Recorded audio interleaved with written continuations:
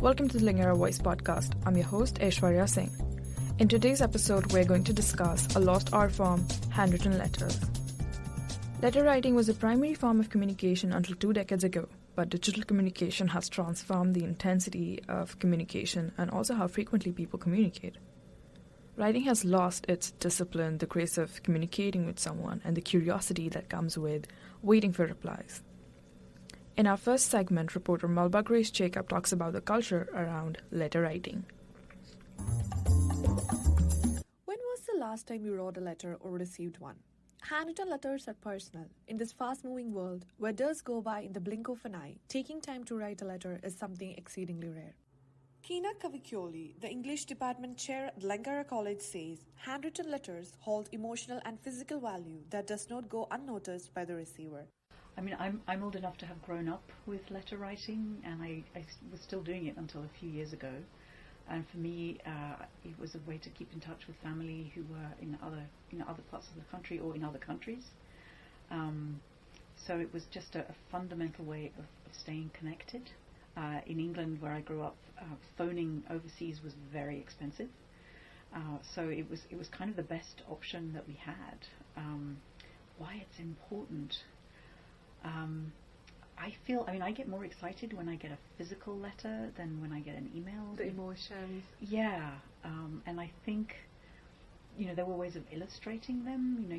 People could draw things and they would enclose not just words but other things. So for me, it felt very different to receive and to create a letter than to do an email. I think one other thing that to me, especially as a student of literature, we still have letters from hundreds, sometimes thousands of years ago, which really bring to life people who aren't around anymore. And I don't know, are we going to be, saving our emails and our texts? Probably not in that way. So I feel like we're losing some of those histories, some of those voices that until now we had a way of preserving to a certain extent. Yeah. Discovering a letter years later is a delight. The thoughts shared stand still in time and take the reader back. Saved letters are part of history. Kamshi Kanamadi, English department student at Langara College, still writes letters as a form of communication. I used to write letters to two friends. Now one of them passed away. They are like they were in their 70s and 80s. So they didn't want to learn. They felt they can't be bothered learning to use a computer at their age. One friend that I still write to, she has a whole lot of health issues. So her handwriting isn't as stable, and sometimes I can tell from the nature of the handwriting whether she's doing well or not. For the Langara Voice, I'm Melba Grace Jacob. Thank you, Melba. Andrea focuses on the impact of writing, people, and their reaction to written words. Andrea is a writer, artist, and a graphic novelist. She's a visiting teaching faculty at Simon Fraser University and Emily Carr University of Art and Design. She has traveled the world finding stories and friendships in the most unexpected places. You can find her words and pictures in places like the Tyee, the Oxford Writers Network, and Netflix, to name a few. For the past 4 years, she has been collaborating with young people creating comics about the future and working on a PhD. Yeah, definitely. I mean, the act of daily writing, whether I'm writing for a project or just writing to kind of write myself through something, there is a meditative quality to it too. There is this kind of idea that we lose ourselves within the time of writing when we enter that writing space and we're moving across the page with our hand, and our hand is even, getting tired. There's this idea that time kind of changes focus, or it changes this understanding of kind of a linear time. So yeah, I definitely know that feeling of losing yourself in that writing. And it doesn't matter whether the writing is amazing or not. It's usually not, because it's just that kind of pouring of ideas and thoughts and observations through yourself onto the page. So yeah, it's more meditative than it is. So what is fundamentally different between digital communication and writing manually to someone? Yeah. Yes, exactly. Yeah, and it's somehow when we separate ourselves, I mean, the pencil, the pen, those are all technologies, right? Those are tools that we use. But there is something of that directness, that idea of a page, a blank page, and a tool in your hand, and that's all you need. And that interface of the computer screen or tablet or whatever we're writing on in another form, I think that interrupts something in that connection.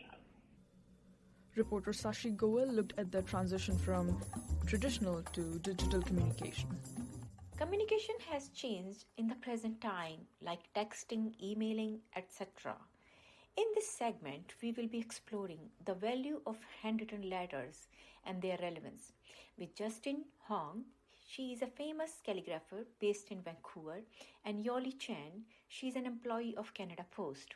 Voice is very intentional because the person who reads it looks like, whoa, there seems to be a disconnect, but it's an intentional choice. It can be a very grounding practice in being present with the pen. Young people, they probably do less the mailing right now, but the traditional things like government mail, passport application, they still rely on the traditional mail. So still have a big portion of people are using it. If you decide to actually write a note or a letter to a loved one, it lasts longer than just spoken word. Well, I think people still be happier when they see the real things. That's what I feel. Just a card. Like imagine you receive a physical card, then an e-card on the email. The feeling that you're actually getting something from someone. For the Voice podcast, I'm Shashi Goel. Thank you, Sashi. I'd like to end the podcast by sharing something beautiful our writing expert Andrea Hoff said about healing through writing manually.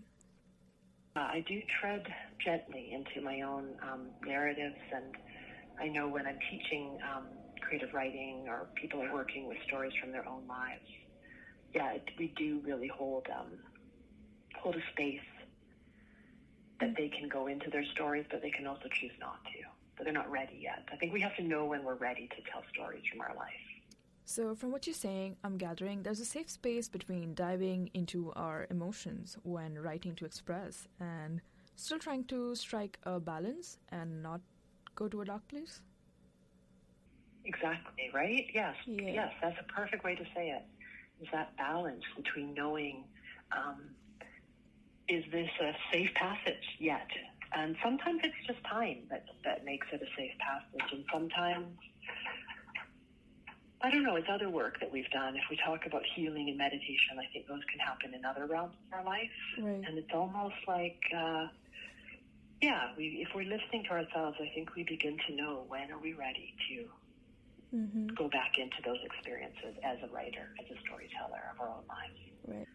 It's like every single person within that group has an identity that comes out on the page that we can all see. We see the line weight of how they draw on the page, the curl of a T, or things like that really become,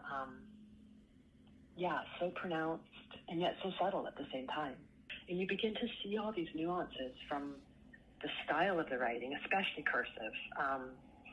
This idea that, our internal landscapes get expressed just by the gestures or the marks on the page. It's fascinating. What do you think about people's attitudes towards responding to messages on a digital platform? There's all these levels of, what would you call it? Like these kind of gatekeepers of digital communication that become very embedded in emotions and power, right? This idea of, I've been personally hurt by people not responding to a message that I can see they read. And that's a weird level of emotional complication to tie with communicating with people, right? They're in the letter in a very, very different way than our fast social media, texting, all the kind of ways that we communicate quickly now. Thank you, Andrea. Thanks to our listeners for tuning in. You've been listening to the Langara Voice podcast. This episode was produced by Malva Grace Jacob, Sashi Goel, and me, Aishwarya Singh. For more podcasts, go to langaravoice.ca. Thank you for listening.